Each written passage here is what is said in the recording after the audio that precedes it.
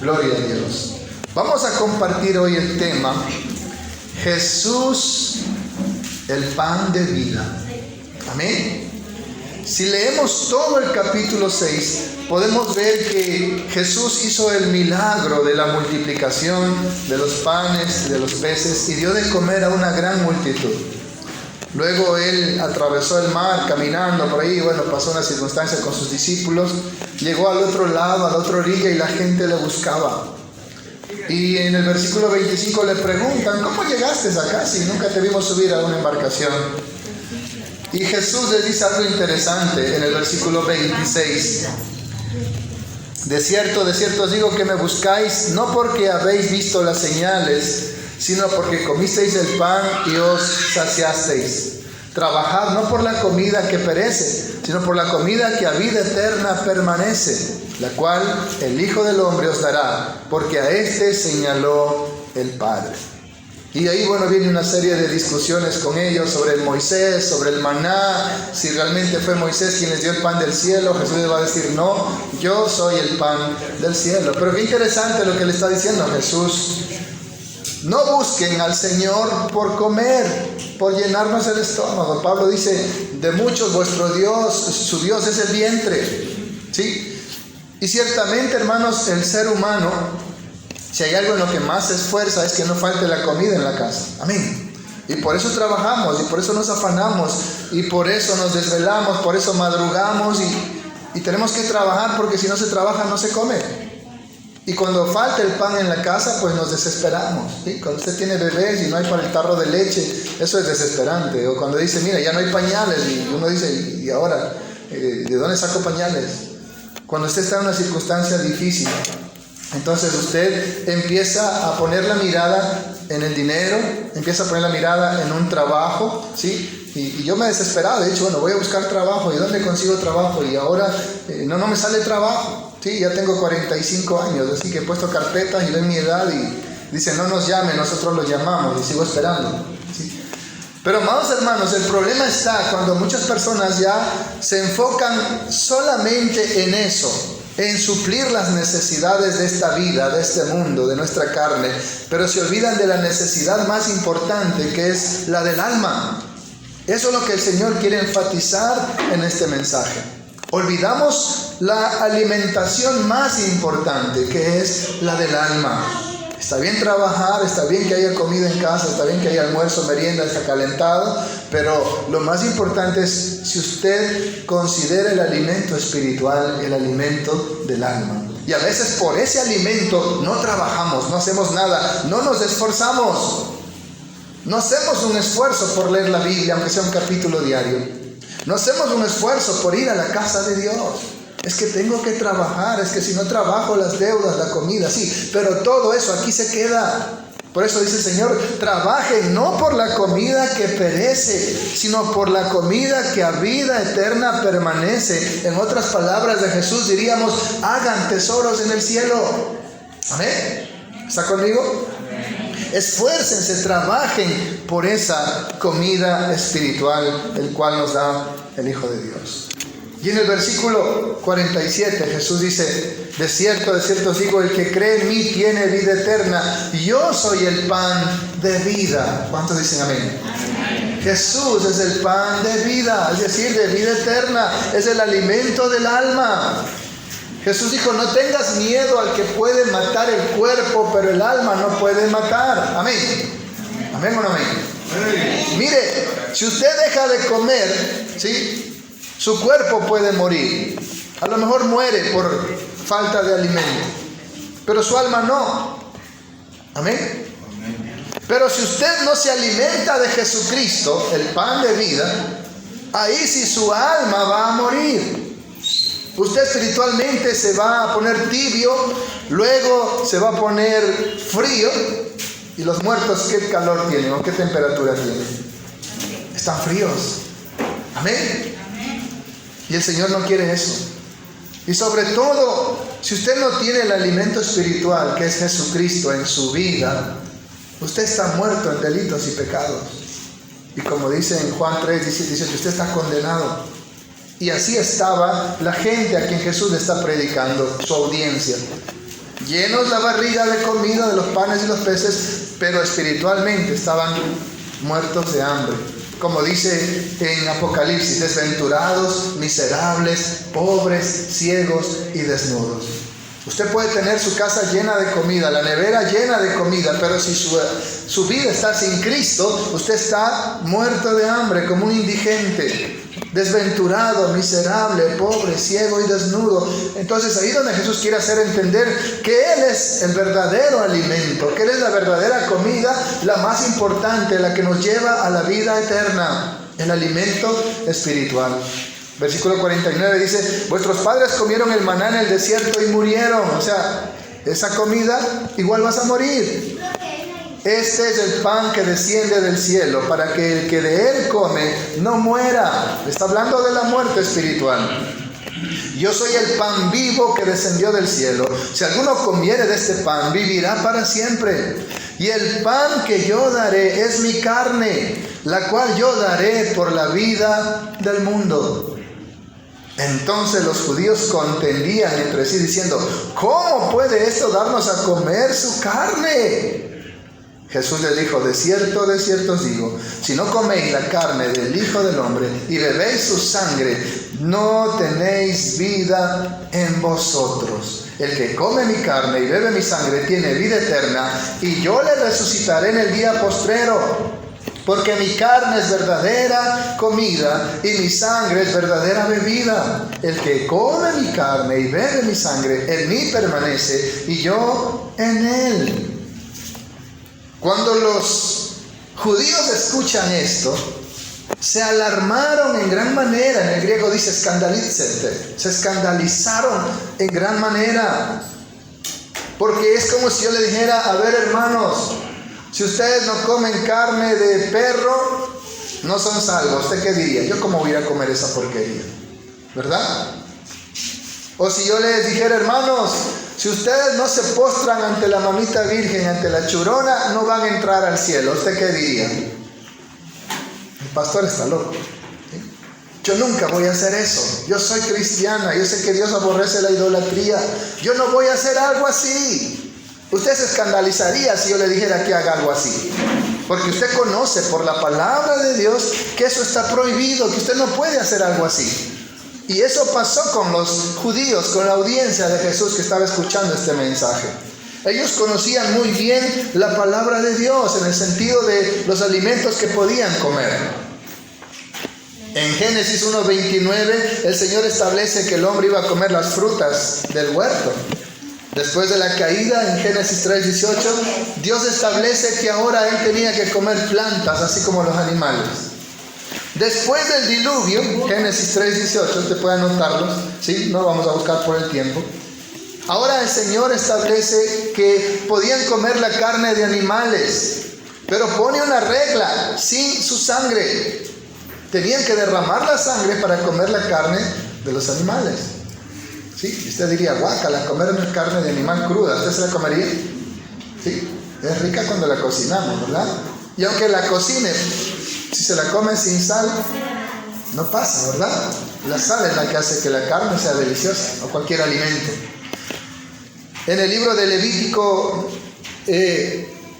11, usted tiene una lista de los animales que podían comer y de los animales que no podían comer porque eran considerados como inmundos, impuros. Ahí estaba el chancho, ahí estaban los animales que tienen garras, ahí estaba todo lo que son reptiles y toda clase de animales que ellos no podían comer porque se consideraban inmundos, impuros. Así que ellos tenían bien claro qué podían comer y qué no. Entonces, en Levítico 7:27, ahí está y 17 del 10 al 12, está la prohibición de comer sangre, y que si comían sangre serían cortados del pueblo, era hasta con pena de muerte. Entonces, ¿cómo es que Él viene a decirnos que tenemos que beber su sangre y que tenemos que comer su carne? Se escandalizaron por eso. ¿Recuerda al apóstol Pedro? Usted anota Hechos 10, del 9 al 16. Él vio que en un gran manto bajaban animales impuros, reptiles y toda clase de animales que ahí en Levítico 11 estaban prohibidos. Y el Señor le dice: mata y come.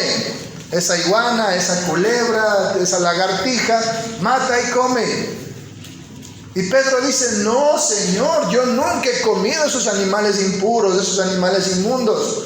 Yo no puedo hacer eso, nunca he comido eso, Señor, yo me he mantenido puro. Él está diciendo, Señor, yo he guardado la ley, yo nunca he comido esos animales impuros.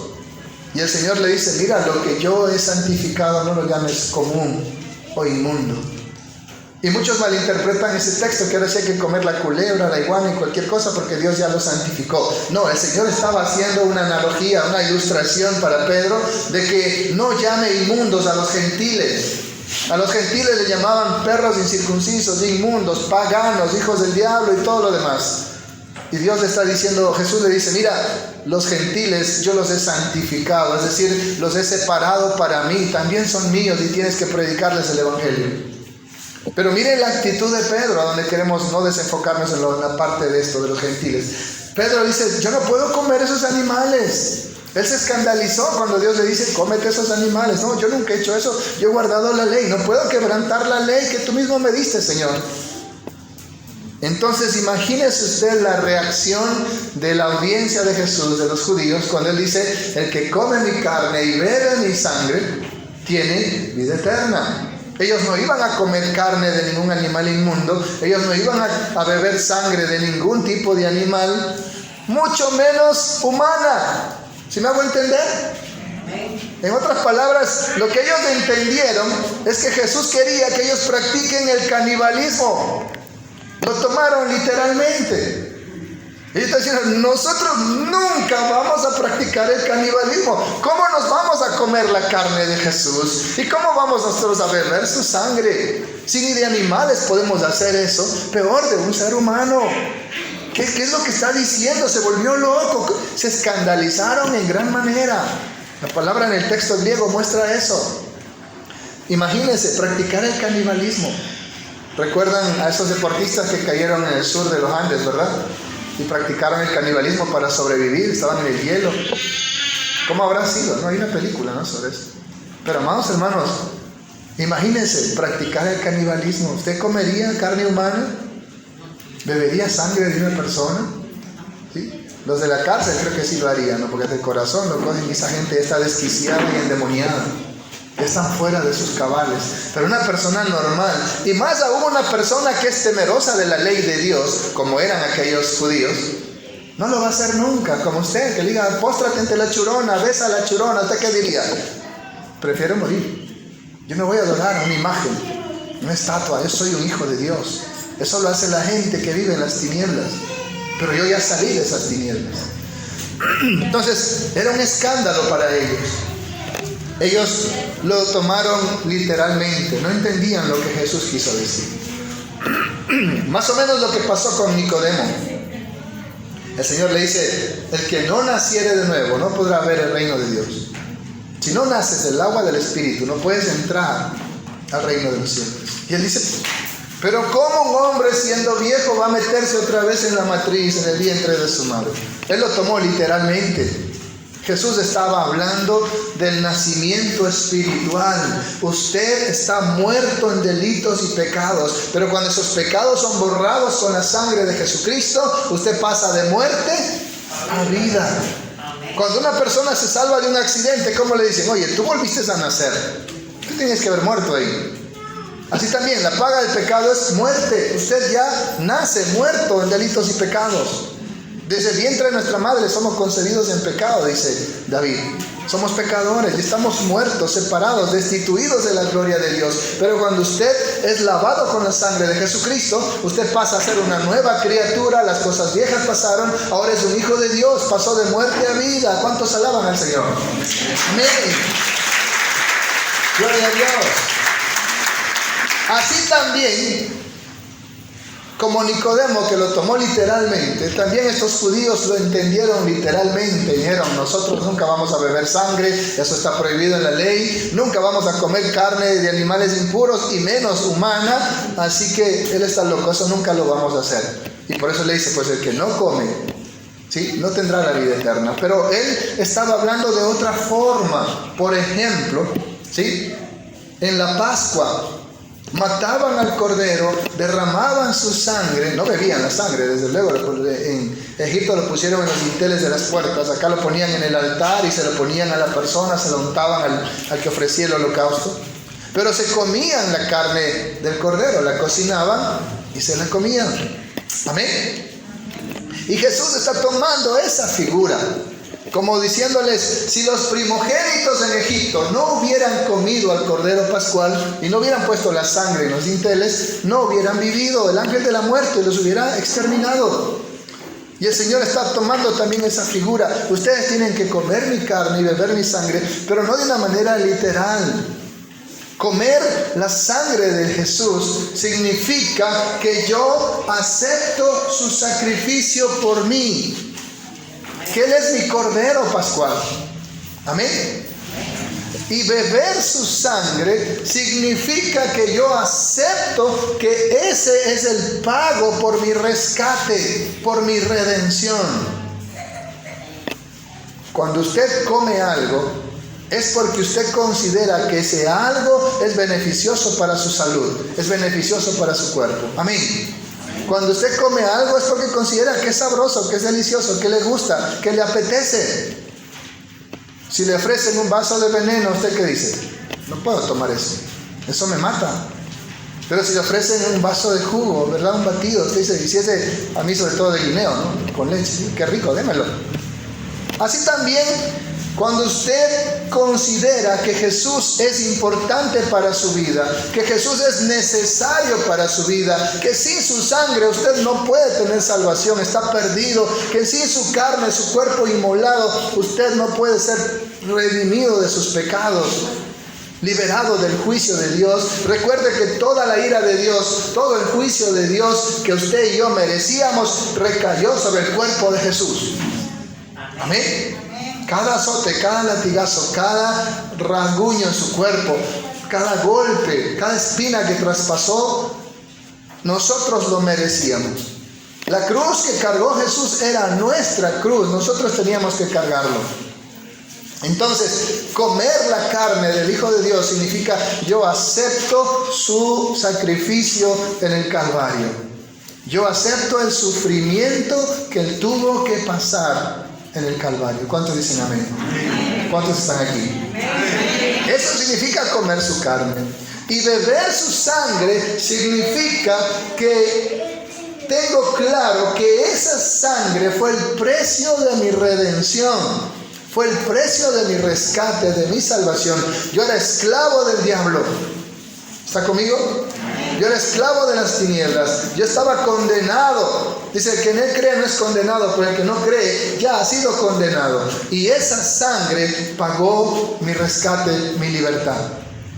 Así que comer la carne del Hijo de Dios y beber su sangre significa yo lo necesito, me gusta, lo considero necesario, lo considero importante, lo considero vital para mi vida. No puedo vivir sin Jesús.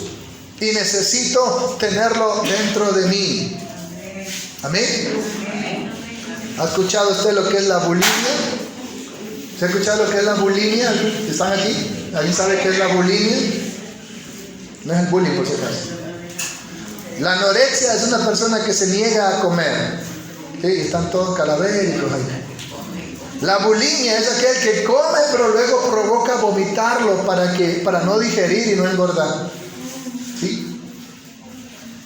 En cambio, cuando usted come algo es porque lo considera necesario. El que vomita la comida no hace efecto en su interior. ¿Amén? No hace efecto en su interior. No se nutre. Y así como usted necesita tener el alimento dentro de su estómago y que permanezca en su estómago para que haga el efecto de nutrir su cuerpo, así también usted necesita tener a Jesucristo dentro de su vida para que sea su Salvador. Si lo tiene en el templo y lo visita cada domingo, Él no puede salvarlo. Amén. Si lo tiene a su lado, como dice en Apocalipsis 3:20, mira, yo estoy a la puerta y llamo. Si alguna vez oye mi voz y abre la puerta, entraré. Si Él está fuera de su vida, aunque esté a su lado, Él no puede salvarlo. Amén. Pero si Él está dentro de usted, dentro de su corazón, dentro de su vida, como dice el apóstol Pablo, ya no vivo yo, vive Cristo en mí, entonces Él es su Salvador y puede salvarlo. Y por eso el Señor nos dejó la Santa Cena, para recordar esas palabras: el que come mi carne y bebe mi sangre tiene vida eterna. Cuando usted participa de la cena y come del pan, el pan representa su cuerpo inmolado, golpeado. Por eso hablamos de qué pasa con el trigo, ¿verdad? Es golpeado al viento, sacudido en el viento y golpeado con un tríbulo. De ahí viene la palabra tribulación. Era un fierro de 3 patas ahí que golpeaban el trigo. Y luego es molido. Y después que es molido, ¿sí?, y hacen harina, ¿qué sucede? Le hacen masa. Y ahí los panaderos le caen a puñetazos a la masa, lo golpean a la masa, ¿verdad? ¿Sí? Pobre masa. Y como si eso fuera poco, ahora entra al horno a ser quemado, a ser cocinado a altas temperaturas. Mire todo el proceso para el pan. Y Jesús pasó todo ese proceso en el Calvario. Fue molido, fue golpeado por usted y por mí. Denle un aplauso a Jesucristo. Gloria a Dios. En el cuerpo de Jesús cayó todo el castigo que usted y yo merecíamos. Todos esos golpes eran para nosotros, porque la paga del pecado es muerte. Y la sangre de Jesús representa nuestro perdón, porque sin derramamiento de sangre no hay remisión de pecados, no hay perdón de pecados. La sangre es el precio de nuestro rescate. En el cuerpo de Jesús cayó el castigo que nosotros merecíamos, ¿sí? Y la sangre de Jesús representó el precio de nuestro rescate para que seamos perdonados. Si usted tiene un solo pecado y con ese único pecado se presenta delante de Dios, usted está perdido. Pero si usted ha sido lavado con la sangre de Jesucristo, todos nuestros pecados han sido perdonados. Él tomó el acta de los decretos, dice, y lo clavó en la cruz. Y ahí fuimos perdonados. Por eso la Santa Cena nos recuerda eso. Todo lo que Él tuvo que pasar por nosotros cuando usted come el pan. Y todo lo que tuvo que pagar Él con su propia sangre, que representa su propia vida, para que nosotros tengamos perdón y salvación. Por eso Él dice: yo soy el pan de vida. Yo soy la verdadera comida. Dice el 56, el que come mi carne y bebe mi sangre, en mí permanece y yo en él. Implica una intimidad, una comunión profunda con Él. Como Pablo diría, Cristo vive en mí. Por eso dice el Señor: separados de mí nada pueden hacer. Usted quiere cambiar, quiere andar en santidad, quiere ser muy espiritual, no lo va a lograr separado de Cristo. Pero si Cristo está en usted, usted es igual que Él, es santo, es maduro, es íntegro, camina en santidad. Amén. Por eso dice el 57, como me envió el Padre viviente y yo vivo en el Padre, asimismo el que me come, Él también vivirá por mí. El que me come significa el que me acepta en su vida, el que me tiene morando en su corazón. Este es el pan que descendió del cielo, no como vuestros padres comieron el maná y murieron. El que come este pan vivirá eternamente. Y ellos pensaban: entonces nunca más voy a morir. No, ibas a morir físicamente, pero ya no espiritualmente, lo que llama la muerte segunda. La primera muerte es cuando tu cuerpo se separa de tu alma, el cuerpo vuelve al polvo, pero tu alma va a dar cuentas a Dios. Pero la muerte segunda es cuando esa alma escucha las palabras: apártate de mí, maldito, al fuego eterno preparado para el diablo y sus demonios, porque no creíste en Jesucristo.